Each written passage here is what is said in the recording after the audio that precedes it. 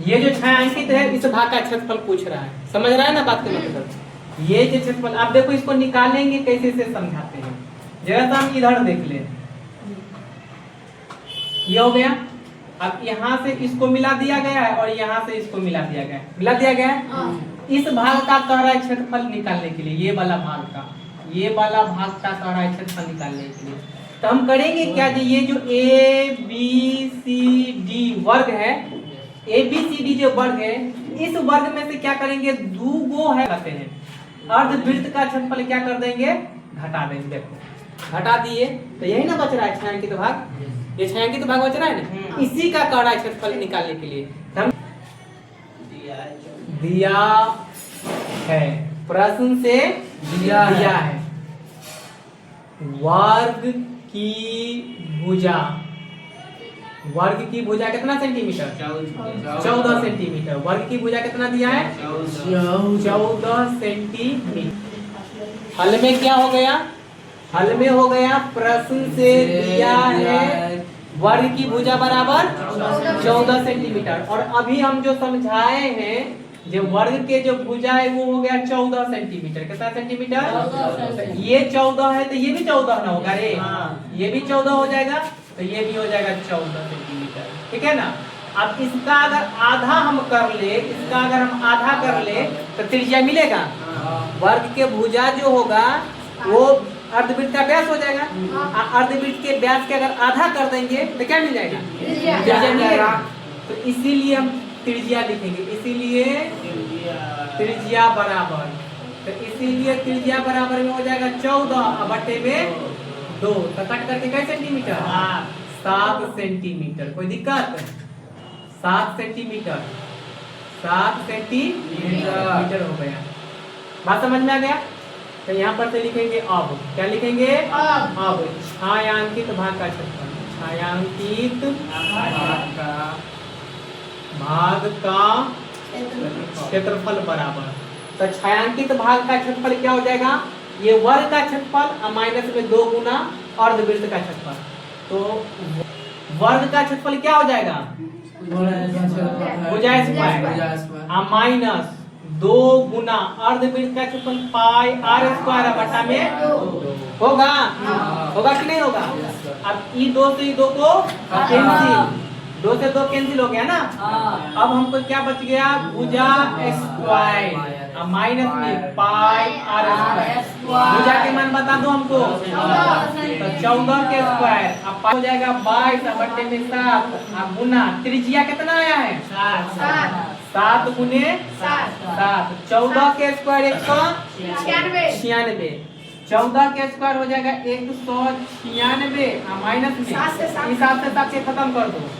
अब ये बच गया 22 और ये बच गया 7, तब 22 यानी 22 को 7 से गुना करेंगे तो कितना मिल जाएगा 154।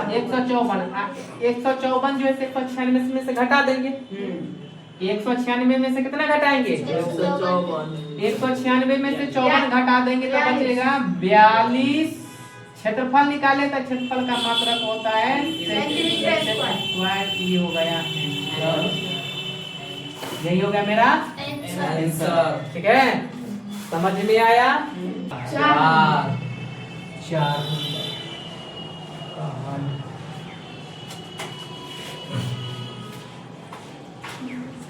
ये समबाहु त्रिभुज ना है, तो समबाहु त्रिभुज का कोण जो होता है 60 डिग्री होता है ना।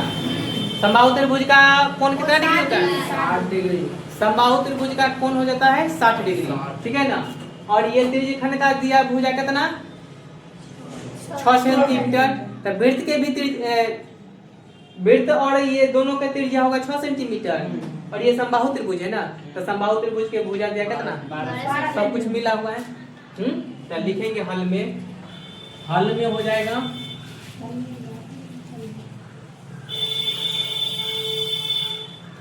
हल में हो जाएगा वृत्त का क्षेत्रफल, हल में हो जाएगा वृत्त की त्रिज्या बराबर त्रिज्यखंड की त्रिज्या। त्रिज्यखंड की त्रिज्या। तो ये दोनों की जो त्रिज्या होगा, जितना दोनों इसका हो जाएगा उतना ही ना इसका होगा ये। हाँ, तो बराबर में कई सेंटीमीटर? वृत्त की त्रिज्या हो जाएगा 6 सेंटीमीटर। तो त्रिज्यखंड की भी त्रिज्या क्या हो जाएगा?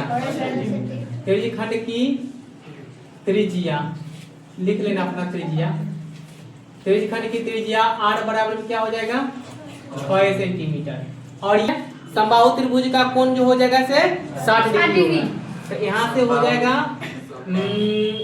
केंद्रीय कोण, केंद्रीय कोण थीटा बराबर 60 डिग्री।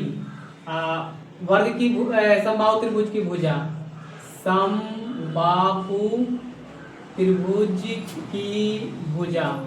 तो समबाहु त्रिभुज की भुजा 12 सेंटीमीटर। तो छायांकित भाग का क्षेत्रफल हो जाएगा क्या? तब वृत्त का क्षेत्रफल,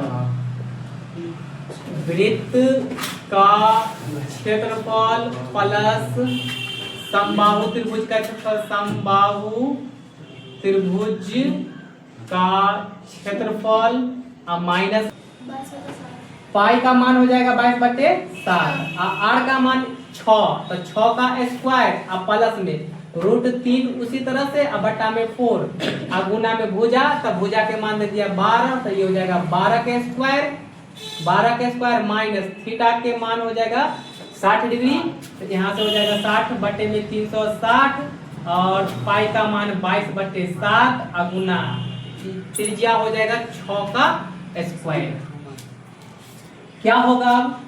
ये हो जाएगा 22/7 गुना 6 के स्क्वायर 36 और प्लस √3 उसी तरह से रह जाएगा और बट्टा में 4 अब 12 के स्क्वायर हो जाएगा 144 और माइनस में इसे इसको अगर खत्म कर दें तो 6 मरतबे में 6 इस 6 से ये स्क्वायर हो जाएगा खत्म। तो यहाँ पर बच गया 22 गुने 6 और बट्टा में 7। अब ई से ये 4 से 144 खत्म होगा 36 मरतबे। इस 4 से 144 कितना मरतबे? 36 मरतबे। तो यहाँ बच गया 22 गुने 36। तब 22 को 36 से गुना करेंगे तो 792। कितना? 792 और बट्टे में 7। ये हो गया प्लस। अब यहाँ हो जाएगा √3 को 36 से गुना करेंगे तो 36√3। इसके बट्टा में नहीं कुछ होता, 1 दे दो। और यहाँ हो गया माइनस। इसको गुना करेंगे तो हो जाएगा 6 दूना 12 के 2 हाथ ले 6 दूना 12 1 13 तो 132 और बट्टे में 7। इसको एक साथ तो 792 बट्टे में 7 और माइनस में 132 और बट्टे में हो जाएगा 7। यहाँ हो गया प्लस 36√3। अब इसका हम को गुना करेंगे, ये हो जाएगा 792 और माइनस में 132 और प्लस में 36√3। 792 में से 132 घटा देंगे। 792 में से 32 घटाएंगे कितना मिलेगा? 660। तो यहाँ हम दे देंगे 660 अब प्लस में ये कितना है? 660/7 ना है। तो 660/7 अब प्लस ये हो जाएगा 36√3 और ये हो जाएगा सेंटीमीटर स्क्वायर के लिए जाएगा। समझ में आया क्या? हाँ। समझ में आया तो ठीक है, नहीं समझ में आया तो बोलो।